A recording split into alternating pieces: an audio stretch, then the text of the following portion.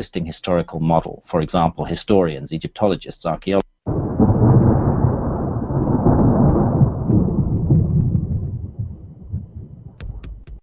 Feeling that all over the world, people have become dissatisfied with the sterile, dry, and frankly meaningless answers to the great mysteries of life that are given by science and by history. More and more people, and I would say it runs into tens and perhaps even hundreds of millions around the world, are increasingly aware that we're a much more mysterious species than we give ourselves credit for, and that there are many more mysteries and secrets in our past than we are prepared to accept at the moment. And this intuitive sense that people have is driving them to re-examine the past of the human race. Whether or not the historians and the scientists want to do it, the people themselves are leading the way in this quest for the truth about our own past.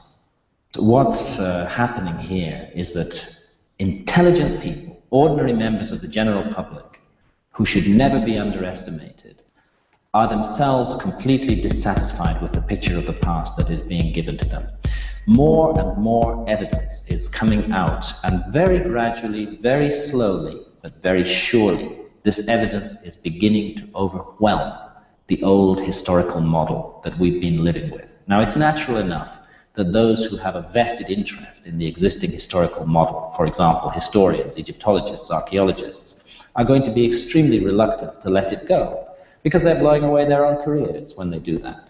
And this is why the move in this direction is coming from the general public, who are seeing the new evidence, who are putting two and two together and realizing that the answers are not provided by orthodox history, and who are actively seeking for an answer to the whole problem.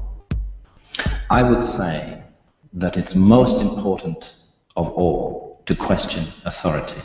Actually, it's very clear. If we look at the history of science, even within recorded history, we can see that the great advances in science have always been made against a background of enormous resistance from the quote-unquote establishment. If we just blindly accept what the so-called authorities tell us, then we'll never make any kind of progress in ideas. It's essential to keep an open mind to all possibilities and not to be bound down by theories and ideas put forward by an entrenched establishment who have a vested interest in those very theories and ideas. I wrote Fingerprints of the Gods because I wasn't satisfied with the answers that were being given to me to the huge series around this time. Most mysterious of all, the series of ancient sites that have never been properly explained by historians. These sites I think of literally as the fingerprints of the gods, as marks left on our planet by a lost civilization that we have not yet properly identified. And amongst those are extreme. Is Giza in Egypt, where the Great Pyramids and the Sphinx stand. On the other side of the Atlantic, on the other side of the world, is Tiwanaku in the high Andes in Bolivia. Possibly the oldest city ever been built, the oldest city surviving to this day. Archaeologists tell us that Tiwanaku dates to just 500 AD. On what is this theory based? It's based on carbon data of organic artifacts found buried around the gigantic stone out of which Tiwanaku is built. And that's like saying that we can date Westminster Cathedral in London, which was built hundreds of years ago, on the basis of somebody buried in it 10 years ago. It's completely illogical. Tiwanaku is an extraordinary in some cases 400 tons each. It's doing the astronomical calculations on Tiwanaku. We find that what those alignments are telling us is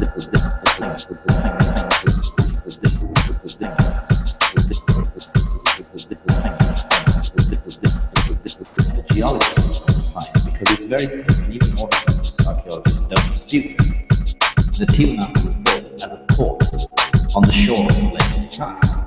Now, Lake Titicaca today bed is on 15 miles away from Tiwanaku and more than 100 feet lower. Of course, different lakes lose their water level at different rates, but I've talked to experts from the British Geological Survey who are working in that area at the moment, and they tell me that for Lake Titicaca to have declined as much as it has from the edge of the city of Tiwanaku would have taken at the very least 10,000 years to happen. So it seems sometimes that the geologists and the archaeologists don't notice on these problems, and perhaps if they did, we'd begin to get a better idea of what really went on in our own time. Situated at an altitude of 12,500 feet above sea level, Tiwanaku, the high Andes in Bolivia, is one of the strangest and most mysterious sites in the world. A site made very wrong dated by conventional archaeologists working in that area. Right about the turn of the century, a great Bolivian scholar called Arthur Poznański, a professor at Harvard University, began a 50-year study of the ruins of Tiwanaku. Year in, year out, no matter what the conditions, no matter what the weather, Poznański was up there, excavating, measuring, carefully calculating,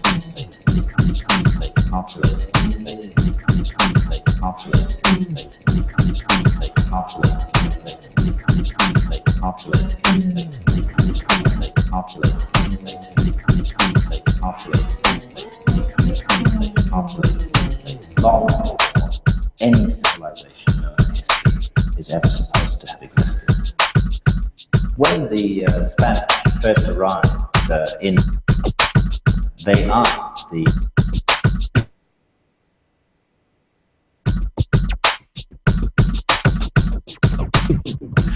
English said no. In fact, they had nothing to do with this. This was before our time.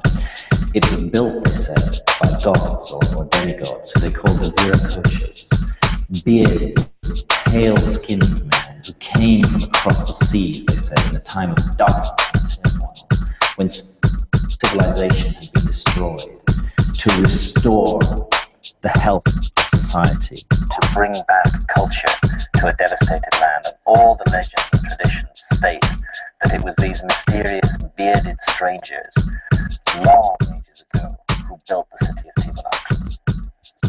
The best bet is that the powerful statue, the middle of the three pillars in the subterranean temple in Tiwanaku, is an image of this bearded civilizing hero, Viracocha. Certainly the beard is very evident on the face, and the features of the face in no way resemble the features of a native of that area.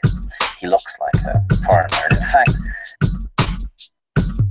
so much was he remembered to have looked like a foreigner that when the Spanish first arrived in South America, bearded, pale-skinned, coming from across the sea by boat, exactly as Viracocha was said to have come in all the legends, the local people at first welcomed the Spaniards, believing that they were the gods returning. But unlike the Viracochas, who brought only good things with them and who tried to create civilization and a prosperous and worthwhile society, the bearded Spaniards who came to South America destroyed everything that they found in their way. They obliterated almost all traces of the ancient civilizations that had lived in that area.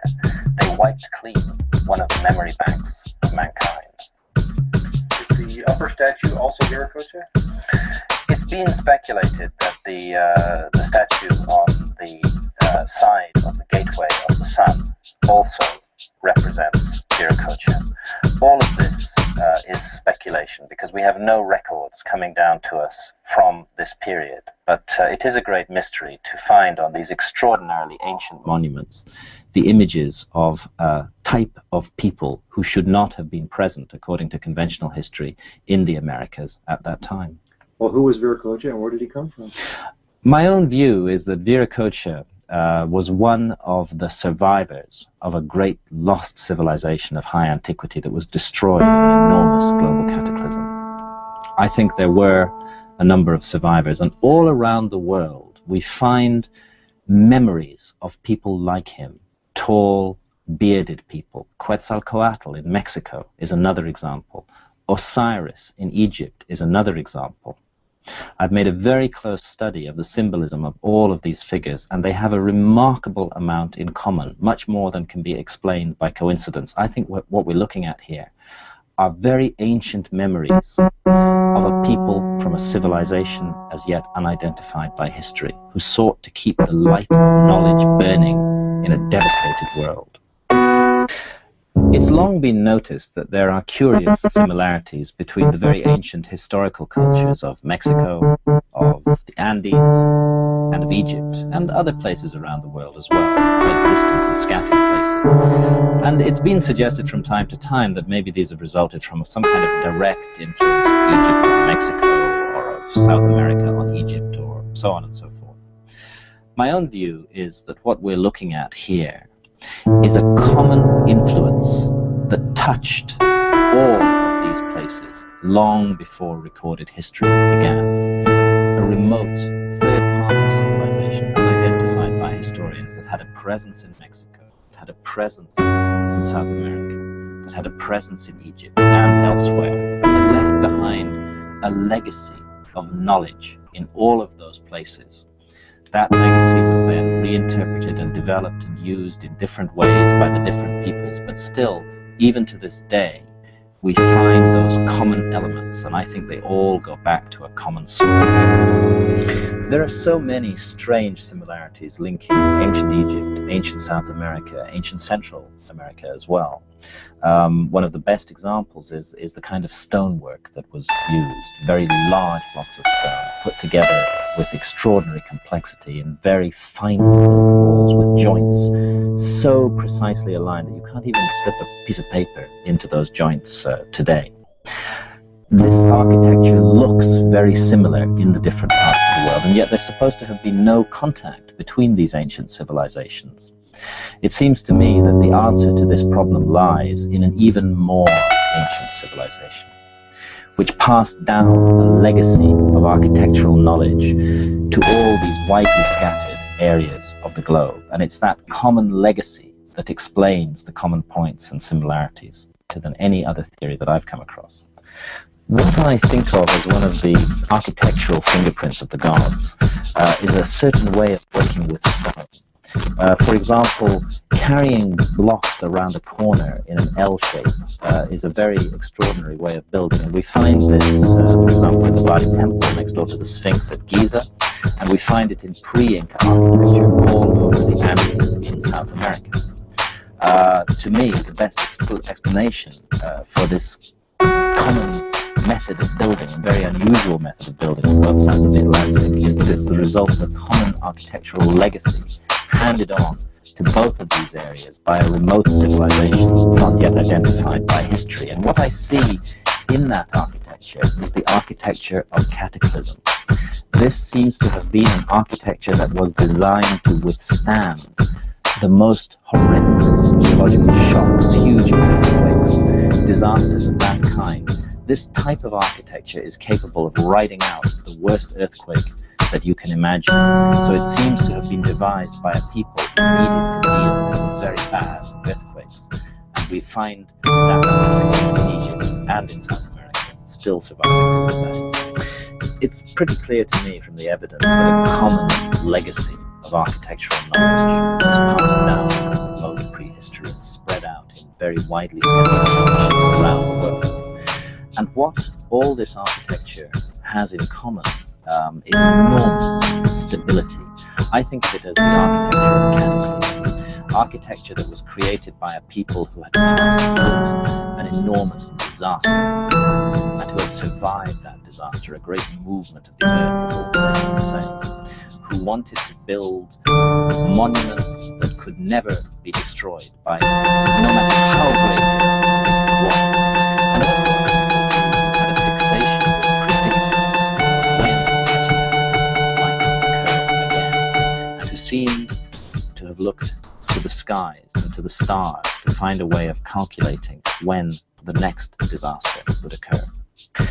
Ask yourself this: if you belonged to to a high civilization that had just been almost completely obliterated by a gigantic geological cataclysm, a movement of the crust of the earth.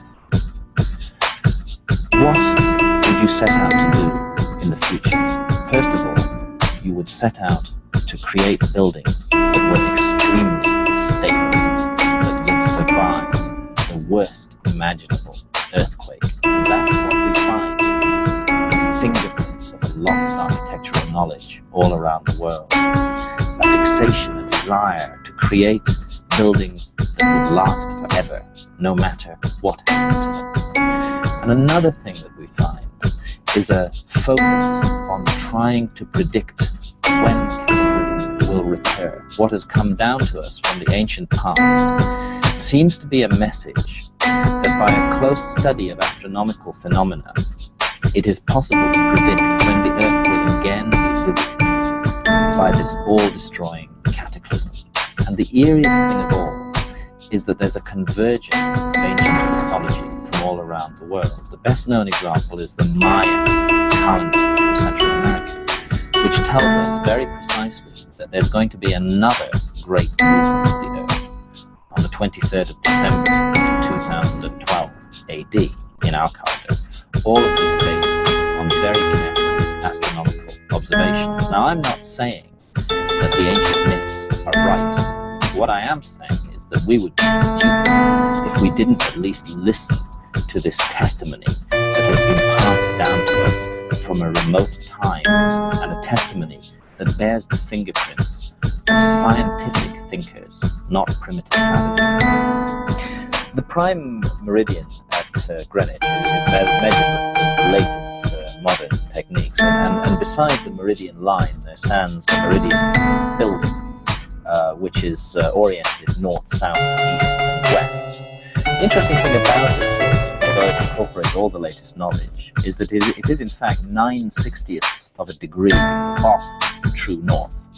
And that's about the best we can do with our culture.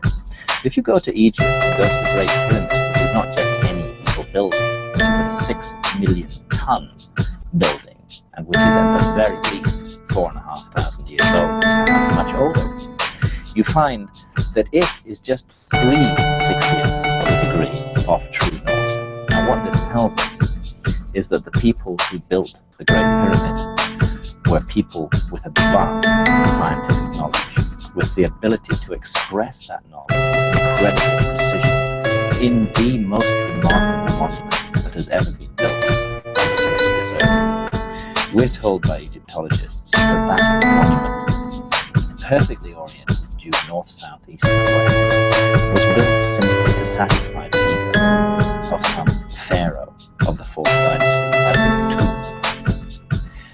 Everything about the monument proclaims the opposite conclusion, that it could never have been a tomb, and that whatever its purpose and function is, it was not to satisfy the ego of an individual pharaoh, whose name is not even inscribed upon it in any place.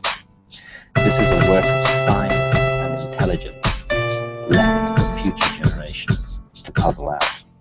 Not only is this perfectly oriented to the north, it also stands on latitude, exactly 1/3 of the way between the North Pole and the equator. Again, Egyptologists would like us to believe that this is the result of coincidence. I think this defies common sense, and more are unwilling to accept such an idea about the Great Pyramid. It does so because its builders deliberately. For several years, a model of what mankind is, and of what the earth is, I would say since the Renaissance, perhaps even before. And this is the development that we live with today. Scientists, physicists, geologists, Egyptologists working in the realm of history, archaeologists, all have a vested intellectual interest in the existing model. This that is what their careers are based on. They've grown up with that model. They took it in with their mother's milk. They themselves teach it in universities to other students.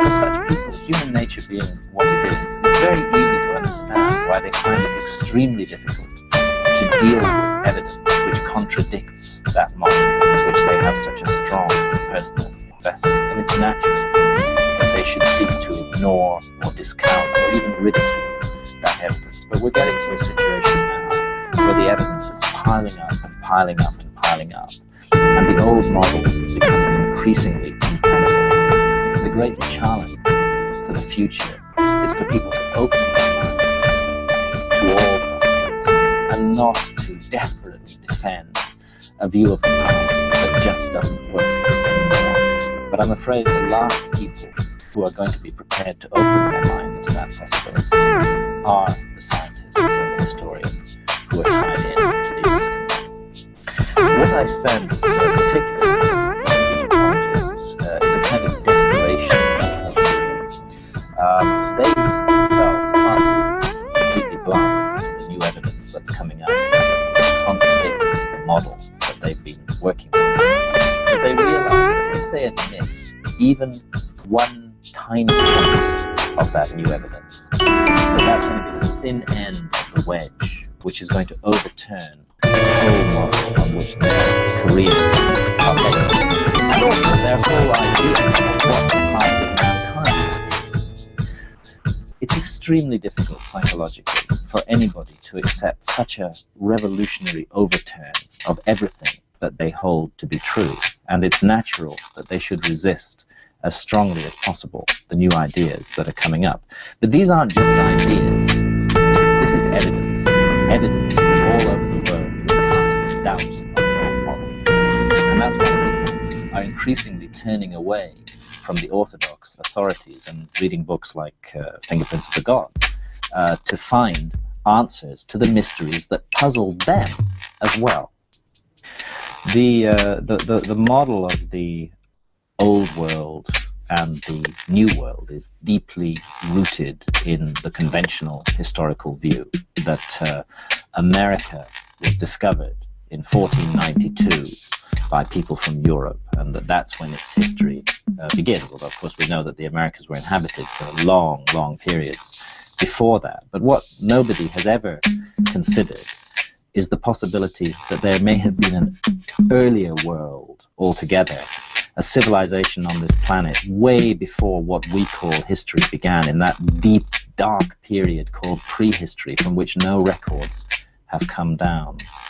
A civilization that knew the world as well as we do ourselves, and which did not divide it into categories of old and new, but that left its traces everywhere for us to rediscover today.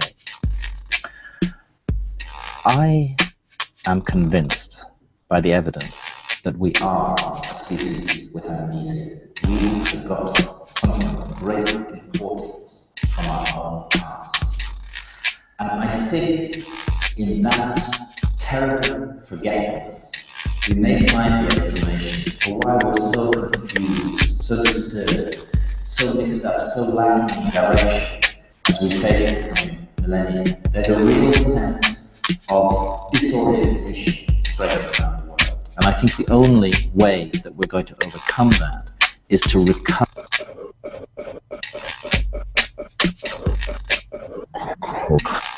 and forgotten. When we recover it, we'll realize for a start that our civilization,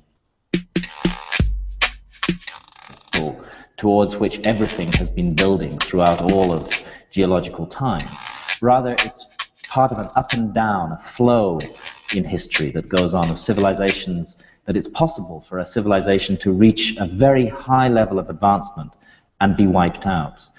This is something we've never really confronted, and we need to confront it, that a great civilization of the past was of it are left. The same thing could happen to us. This knowledge should teach us humility. I think what has happened, and it's a process that's taken hundreds of years to come to fruition, is a growing dissatisfaction with all the old answers that have been given to us. Conventional religion no longer works. It doesn't provide us with the explanations we need to make of what around us. Science doesn't answer. It wants to reduce everything to accidental collections of molecules. There's a profound dissatisfaction with that, and a strong feeling that there must be something more, and people are searching for this. History doesn't give us the answer either. It envisages a straightforward, linear evolution of society from primitive to advanced today. And yet, all of us grew up in our childhood hearing the myths and legends of the Golden Age, and we have a sense that there may be truth in those myths and legends, a truth that history just hasn't come to terms with at all.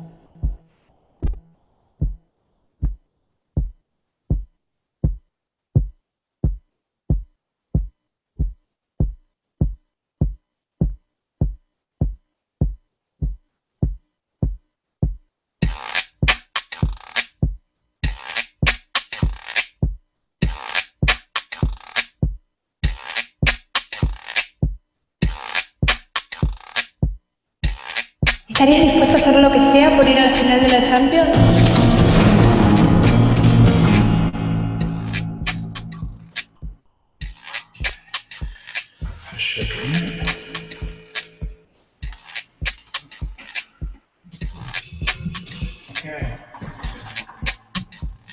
Okay, how do I even begin this one? The internet has been a very fascinating thing for me in the many years that I've been on it. But one of the most fascinating things about it is the ability to get in touch with people that if you were younger, like a long time ago, there was no chance I would be able to sit down with you and do a conversation. You would just be some, author whose books I admired. But now, because of this crazy thing, this podcast, here we are sitting down. Graham Hancock has joined us. If you don't know who Graham Hancock is probably the one guy who's influenced my view of history more than anybody ever. It's from this book, Fingerprints of the Gods. Fingerprints of the Gods is, what is it, sold 5 million copies or something crazy? Around about that, yeah. It's an amazing book that basically challenges our view of history. And you have spent an enormous chunk of your life uncovering all these different structures and all these different monuments and all these different things that you attribute to a lost era of humanity. And one of my favorite terms that you use is that we're a species with hypnosis, or excuse me, with amnesia. With amnesia. Yeah, and that, please tell me, how did all this get crafted? How did this get started? Well, everything that's happened in my life has happened kind of by a series of accidents. I never planned out anything, except I kind of knew when I was young that I had one gift, which was some ability to write. And the other thing about me is when all through my childhood, I always felt I was on the edge of things, not in the middle of things. Other people were in the middle, I was on the edge, which has always felt like. And when I got through university, I kind of drifted towards writing, current affairs, journalism, and it was while following journalistic stories. My last journalistic role was as the East African correspondent for The Economist, quite a serious newspaper, and I was based in Nairobi in Kenya, and I was covering wars and famines and politics and all of that stuff. And on my feed was Ethiopia, and I used to go to Ethiopia quite regularly because of the news a lot. And on one journey to Ethiopia, one journey to Ethiopia in a DC-3 and dived down out of the sky to avoid the machine gun nests, and on one journey to Ethiopia in the airport, and this was an agency called on one journey to Ethiopia, flew in, and on one journey to Ethiopia, flew in, and on one journey to Ethiopia, flew in, and one journey to Ethiopia, being flew in a chapel. Outside the chapel, I meet a monk, and he tells me in the conversation we have that he's got the Ark of the Covenant and in that chapel. On one journey to Ethiopia, flew in and on one journey to Ethiopia, flew in and on one journey to Ethiopia, flew in and on one journey to Ethiopia, flew in and you can see it. Even the former emperors were never allowed to see the Ark. And on one journey, the rate of on one journey to Ethiopia, flew in and on one journey to Ethiopia, flew in and on one journey to Ethiopia, in the world, flew in living veneration, almost worship of the Ark of the Covenant. Ethiopia and on one journey to Ethiopia, flew in and on one journey to Ethiopia, flew in and on one journey to Ethiopia, flew in priests. They perform sacrifice. Other Judaic peoples do not. It's like an Old Testament world frozen in the highlands of Ethiopia. So I started to get interesting. This is weird and this is exciting, and what can I find out about this? Then I went to the academics and they said, it's all rubbish. Those Ethiopians, they just made it up to make themselves look big. Okay, but then why is it the case that in every church in Ethiopia, more than 20,000 churches, there's a replica of the Ark of the Covenant in the Holy of Holies? What does it look like? Well, mostly it's a box, and sometimes actually they produce them which are supposed to represent the tablets of stone inside the Ark of the Covenant. But the Ark of the Covenant is not a Christian object; it's a pre-Christian object, pre-Christian churches. Why does this come from? Why do we have the Black Jews of Ethiopia practicing their very ancient form of Judaism? So I really started to dig, and I it was the first time I realized that you don't want to listen to academics all the time. Professor X and Dr. Y may be very impressive people for commercials, but they have prejudices, they have fixed beliefs which they stick to the ignorant. And as I started to investigate this is what really uncommon influential issues. I'm really the story that I remember. Could this remote country really I spent several years trying to answer those questions. And by that time we got to the end of the application, Did you ever wonder if you were going crazy, like really investigating if some people in Ethiopia actually have some crazy thing in their book? No. It makes no sense.